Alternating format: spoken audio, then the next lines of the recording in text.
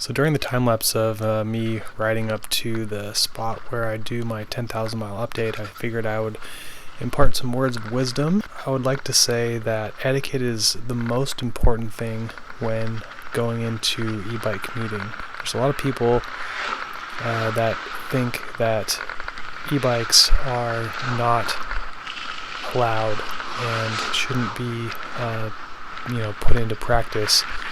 And so I think it's really important that we maintain regular bike rules and traffic rules and just a level of etiquette when dealing with bike traffic. And I really do feel that's really the most important thing that I can convey. If you found this video, you're probably looking into building one yourself. Probably seen that stupid high bike commercial where the guy's racing the car to work and he's jumping on sidewalks and dodging people. And don't do that. Don't be an asshole. That's the main thing I want to convey, is don't be an asshole. Just be smart. You're given the opportunity to show people what is possible in commuting and changing their way of life, and just don't put it in a light that makes us all seem like assholes. Thanks. What's up, guys? Damon here. So it's Monday. Decided to come back out to the woods. This is Forest Park, pretty close to my house. So I decided I was going to do my 10,000 mile update today. Saw me ride up here. I ride pretty much everywhere, and in this video I was going to cover some of the questions I had, or I get on a regular basis. One of them being, do I ride off-road? And that is, the answer is yes. So yeah, but I ride everywhere. I ride every day almost. And if you know Portland, Oregon, it's been raining like crazy the last I can't even tell you how long. So but yeah, I still ride every day. I just haven't been making videos because it's been one of those things. It's been raining and dark, and I still ride. But yeah, it's really beautiful today. It's like sunrise. Got up for sunrise to make this video. Yeah, so let's, I guess, go through my bike. So I'm still riding my Trek 820, and this is still the same motor kit. This motor has about 6,500, maybe 7,000 miles on it. Controller's the same, throttle's the same, just covered up by a waterproof cover, which works great. Still have the cruise control. That's my screen for my action camera. This is a MirrorCycle mirror that I still use, even though it's cracked, because that's what happens to mirrors when they fall. They just crack, but it bothers you for like 2 seconds and then it's fine. Same grips, same brakes. These are the Avid single-digit 7s that I put on here a while back. And I go through so many pads. Normally I'm using cool stops, so these ones are e-bike specific cool stops. I haven't noticed any e-bike specific benefits yet, but they're just fine. Still have the rack time added rack, so my panniers fit here on both sides, and I can still put stuff on top. And I lock them to the rack with this guy, just kind of an extra safety feature. I've got a single lock up there on the front. It's a small safety measure, but I just don't want people taking my battery. Still got this little bag. This is where I keep my bike tool.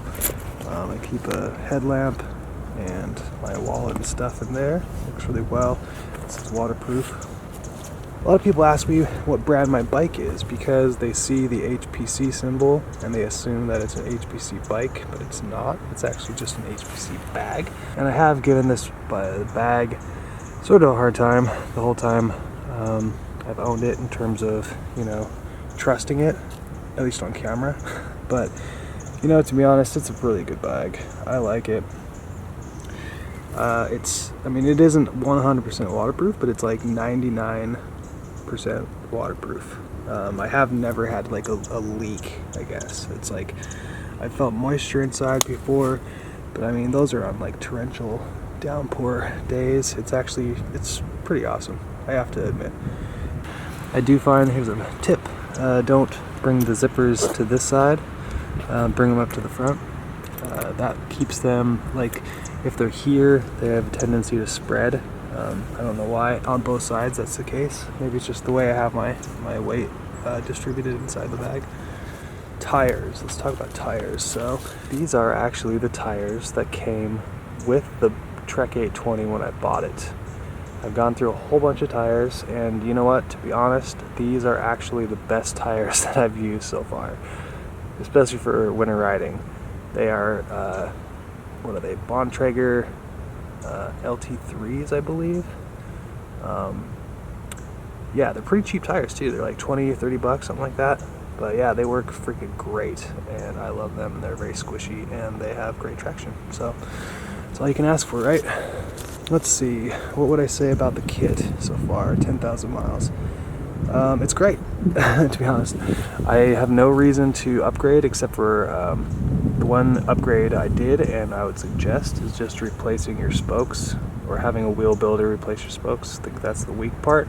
Again, I ride my bike every day though. I ride it in the wilderness, I ride it in the city, I ride it through all the potholes, I ride it through just everything you can possibly imagine, and that was instead of adjusting spokes all the time, now I've gone about maybe 2,000 miles with these new spokes, and they're great. I had them built over, my wheel rebuilt over at Stoic Wheels here in Portland, Oregon.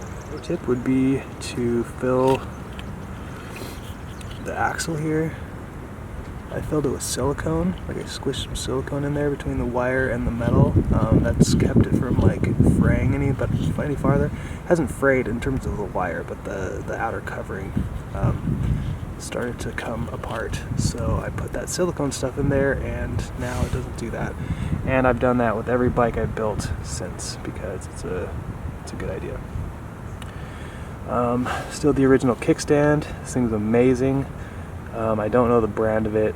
I haven't seen any others like it, but I did buy it at the Ebike store here in Portland, Oregon. I'm sure they'd be able to tell you. And then they even cut it down to length. It was probably about that long, so depending on your wheel height, you need to cut the bars, or have them cut, which I had. So tip about this thing is that every once in a while stuff gets up in there, and it makes it so it's hard to kick up. Just clean it out, spray some WD-40 in there, wiggle it around, do that a couple times, and it'll go back to normal. I've had mine get sticky, I don't know, a dozen times maybe, and you don't want to like fight it and then end up just chewing up the metal and stuff. But this thing is kick-ass. This thing is seriously like super strong and very stable. It's not stable obviously on like mud and stuff. You can see where I dug it into the ground, and then you can see the mud where I knocked it over, which happens. Same original seat. If you're curious to see what bike height I use the Saigo Metro 400. I prefer using lights of lower lumens because I think bright lights are obnoxious, to be honest. I've never gotten hit because of not having a light on. It's always been in like sunset and weird stuff like that. I've only been hit twice. Well, once and a half, I'll say. But yeah, I would suggest putting a cover over top of this thing. The last one I had on my first bike, so remember, if you've been watching my videos, I had a Mongoose M-Pass, and I bought that bike as an e-bike, so did not build that bike. However, I came across that bike because of me wanting to build a bike, and I was looking through the different kits and everything else, and it was just so weird that I went on Craigslist and saw that there was an e-bike for sale with basically everything that I was wanting, and it was 400 bucks. But it did come with an SLA battery pack. That was like the first thing I switched out on that, and then I just started replacing stuff, and then I broke the frame, and then I bought this bike brand new, and I just put the kit onto this one. This one isn't the original motor. I mean, the guy had ridden all year on his motor, then I bought it from him, and then I rode for a year, and then, or like 8 months on that motor, and then I thought I burnt it up. I'm still not convinced I burnt it up. one day I will test that motor again. I have stolen a couple spokes off the wheel, but from as far as I can tell, I still have a whole nother spare motor. One of the things that I've found sort of difficult with my bike is getting freewheels to fit on the back here in between the rear dropouts. So they put a 7-speed with the kit, and that's what this is. It's the same exact freewheel that actually came with this kit, because I ended up putting a DMP Epoch freewheel on there, and there's just not enough space to clear that last gear. So now I've got the spacers from the kit, I've got them on the insides on both, so it does widen the dropout just slightly. Makes it kind of a pain to get it off, but everything's aligned now. I did have the frame straightened, I had the rear dropout straightened. Everything is straight on my bike. It's like finally everything is aligned. Except for, of course, now it's like pothole season, and I've like totally jacked up my one of my spokes trying to adjust it. So the biggest question I get is what have I had to repair on my bike? And that's why I need to basically clarify the distinction between repairs and upgrades. Now, repairs, I've had to repair my spokes, and I've had to put some silicone in there. I did end up replacing my front, my whole front crankset. I did upgrade one up from, I think it was like Turney, and now it's a Sarah up front. And I had the derailleur replaced when I was getting my bike, my wheel built, just because this one's a little bit better. I do like it a lot better. So that is the only repair that I've done on the bike in terms of so it's been spokes, and I've repaired this, but I've upgraded this. And then, of course, adding things like the rack and, changing tires out all the time and brakes out all the time. But everything else is exactly the same. So this is like, even though I say 10,000 miles, because that's what that's my e-bike experience odometer. This bike, as it currently sits, has about 6,500 miles on it. And it's part of the old bike, it's kind of like, I feel like it's, your e-bike is an evolving process. So this is version 2 of my e-bike, and parts of it are still from the first bike, parts of it are, new-ish. This cruise control module, I can't tell you how amazing this is, really, having the plus and minus buttons, because when you're commuting, your thumb gets really tired. I know that sounds like a wussy thing to say, but it's just true. When you're going, between 30 and 60 miles a day, being able to, bump up your power a little bit or bump down your power a little bit without having to reset your cruise is like just so amazing. So yeah, this is my bike, and I love it. I think it's perfect. I think it's absolutely perfect. I had to wrestle a little bit with getting the gearing right. So let's go back to gearing for a second. So basically, having this comes with a 7-speed, and I'm probably going to replace this with a 6-speed just because that gives me better clearance. The stack height is smaller, so I'll be able to use regular Shimano freewheels instead of having to order this one, which isn't it's an ATA. You can only order it out of China. Shipping is atrocious. You'll still spend like $60. I was gonna order 3 of them just because I was, I knew they would work all the time, and just buy a bunch of them because I was going to be using these kits anyway, and the 9 continent kits are basically the exact same. So yeah, I'm going to stick with this configuration. Really, it runs great. It's like the most maintenance that I do is brakes and tires, and I do brakes at least once every few days. I do I lube the chain all the time. Every once in a while I'll grease the forks, and I'll grease the seat post, and I'll clean out the derailleurs really well. I'll clean out my kickstand, but yeah, other than that I haven't really had any issues. It's just really simple maintenance stuff, just normal bike maintenance. So here's a fun fact. I realized that the bike that I had when I was a teenager, that my parents bought me when I was in junior high school, that I had all the way up through college, that was called a Trek Antelope. And I realized the other day that a Trek Antelope is the same thing as the Trek 820. It's the exact same bike that they made a long time ago. Mine didn't have suspension fork, but I thought that was really cool that I ended up with the same bike that I had back then. It was the only other bike besides the Huffy BMX bike that I had when I was a little kid, and I had bought this Trek Atwood a while back because I was going to get into bike commuting, but that was stolen within a couple weeks of me owning it, so I didn't really own it, I guess. You don't need to worry about getting really expensive components. You don't really shift. So I use 2 gears when I'm riding. I use high gear, and I use the 2 down, and that's what my hill climbing, like the action camera footage of me coming up here, I was 2 gears down, which I think I still am actually. Oh, or actually, yeah, 1 gear down. So yeah, you don't need to, it's actually better to have cheaper components, because then you can replace them cheaper.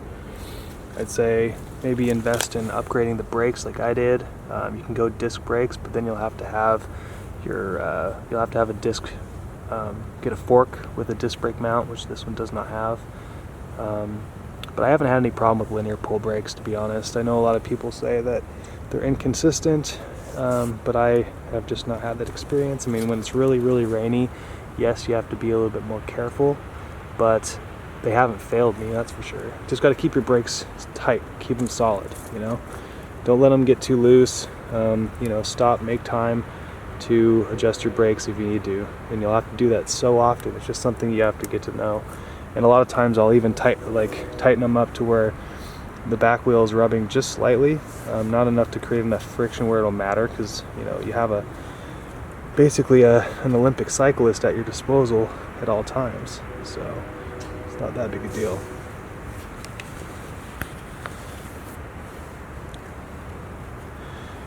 So the last question that I'm going to answer is basically how I ride my bike.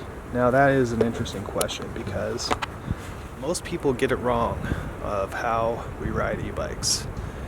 I know they're marketed, a lot of people they see Pedal X and they assume they're all the same. But mine's a throttle only bike. It does not sense my torque or my cadence. So it's just my power as a human and its power as a motor, and I can bring that in or out as I wish.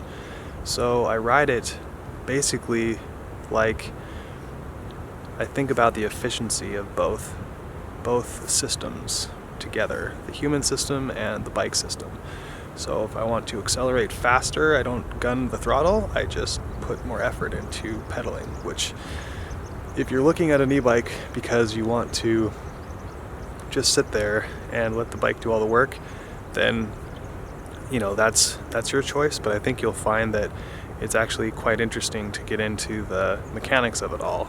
Just as a cyclist is improving their conditioning and they're improving their bike efficiency, that's kind of, you get bored in 10,000 miles just sitting there. So you end up, kind of making it more fun and making it more challenging, and that's what I've done.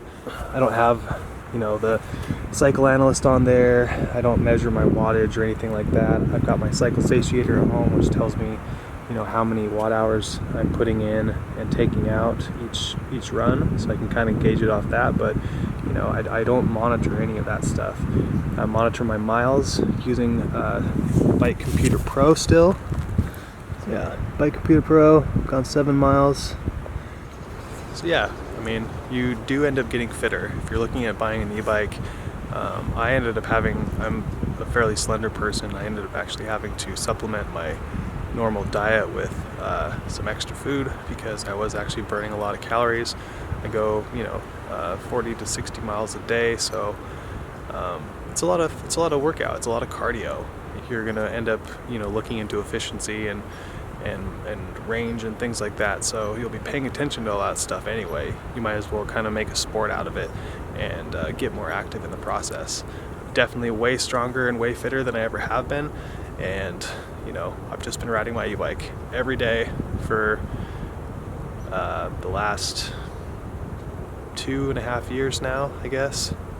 Yeah, that's all I do. I've chosen to commit to riding my e-bike as my sole means of transportation, except for public transportation. I've ridden the bus 3 times this last winter, just because it was snowing, and I have nothing to prove. I don't need to wreck my bike, and I don't need to.